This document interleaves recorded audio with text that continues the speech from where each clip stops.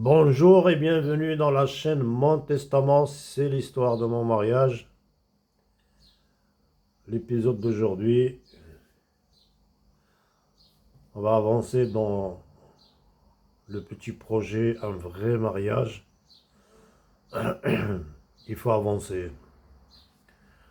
Quand on n'avance pas, on recule. Parce que le monde, il avance. Tout est relatif. Ceux qui ne savent pas de quoi je parle, voir les vidéos d'avant, précédentes. Je vais essayer de ne pas me répéter. Pour ceux qui ont suivi, ils savent très bien de quoi je parle. Donc, les pervers prospèrent. Mais les bonnes âmes victimes de ces pervers ne parlent même pas. À la longue, qu'est-ce qui va arriver? Ils vont se terrer ou alors devenir pervers. En gros. Alors, à chaque fois, vous voyez trois pointillés, si vous arrivez à lire ce que j'ai écrit, je m'emballe pas. Je vais juste donner des flashs sur certains points qu'il ne faut pas oublier, qu'il faut prendre en compte, mais sans les développer. Dieu a créé le monde ainsi. Couple, vie terrestre, plein d'épreuves. Après, il y a la mort, tout le monde le sait. Et après, on va rendre des comptes. Après, paradis ou enfer. Mais un bon conjoint, il vous amène au paradis.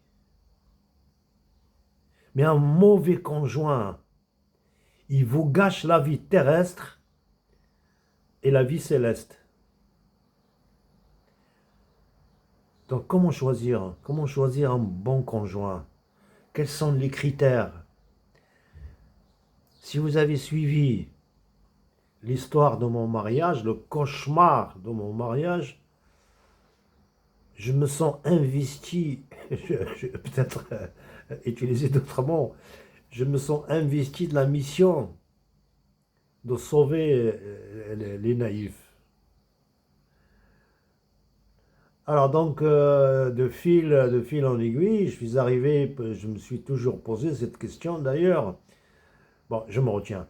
Alors donc, en attendant le live, je vous en ai parlé dans les vidéos d'avant. Il y a une façon simple, et ça ne vous engage à rien, hein. Pour moi, un vrai mariage, il y a quelques règles élémentaires.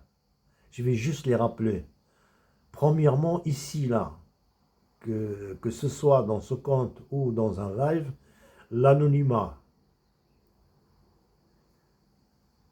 Au début, hein, c'est-à-dire sur le site. Après, les conjoints, bien sûr, ils vont développer leur union. Ça dépend que de eux, que d'eux, tous les deux, hein. Mariage pour papier, moi, si un des deux n'a pas les papiers, je refuse d'être complice. Pas pour vous spécialement. J'ai vu tous les mariages que j'ai vus pour papier, ils ont tous foiré. Et sans même que j'ai vu des mariages. Moi, c'était pour les papiers. Vous prenez une personne, que ce soit homme ou femme, hein, qui est dans la misère pour certaines valeurs que vous l'avez choisi pour ça. Après, lui, il vous voit en vous le profit. Une fois qu'il a ses papiers, sa nationalité, ou son appartement, les enfants, etc.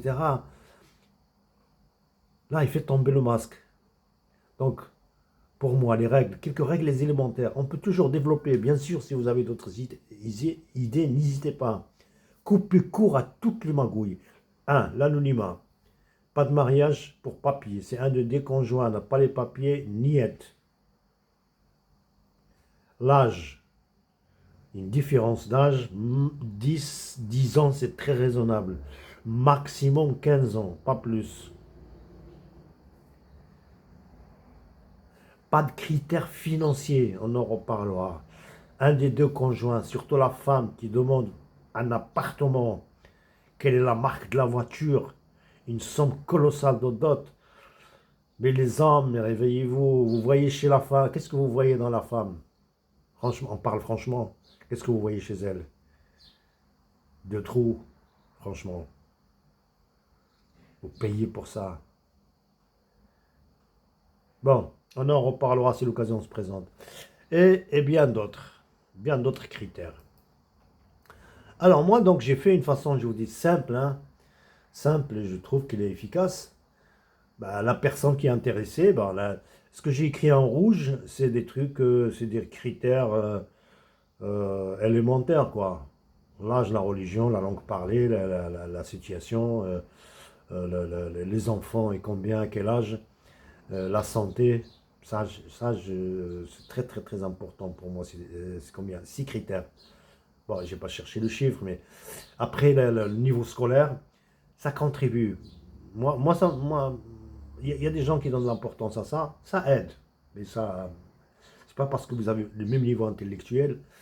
D'ailleurs, dans une société, s'il y a deux chefs, c'est la faillite. Bon, bref, la taille, le poids, bah, c'est élémentaire.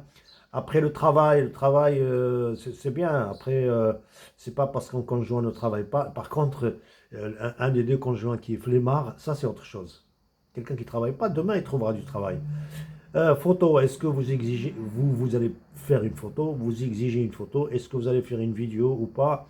Et les hobbies, ça aussi c'est très important, j'aurais dû le mettre en rouge. Des activités parallèles, en plus des activités quotidiennes, qu'est-ce qu'on aime faire, hein? Bricolage, jardinage, je ne sais pas moi. Ça aide à comprendre la personne. Et là, tous ces critères-là, j'en ai fait 13. On peut toujours enlever, rajouter. Par contre, les rouges, pour moi, c'est indispensable. Donc, le profil de la personne qui cherche à se marier, le vrai mariage, comme je vous en ai parlé. Et à droite, qu'est-ce qu'il cherche? Les mêmes critères, l'âge, qu'est-ce qu'il cherche dans son conjoint? Et à travers le site, vous et moi, on pourra comment dire, participer à faire connaître deux personnes dans l'anonymat. Et après, c'est à eux de continuer le parcours. Ils sont majeurs et vaccinés. Alors, donc, on va résumer. Si vous êtes intéressé par cette approche du vrai mariage, bon, d'abord, déjà, même si vous êtes marié, hein, participez à ça. Vous pouvez toujours dire que certains critères que vous voyez qui sont importants pour faire réussir un mariage ou pas.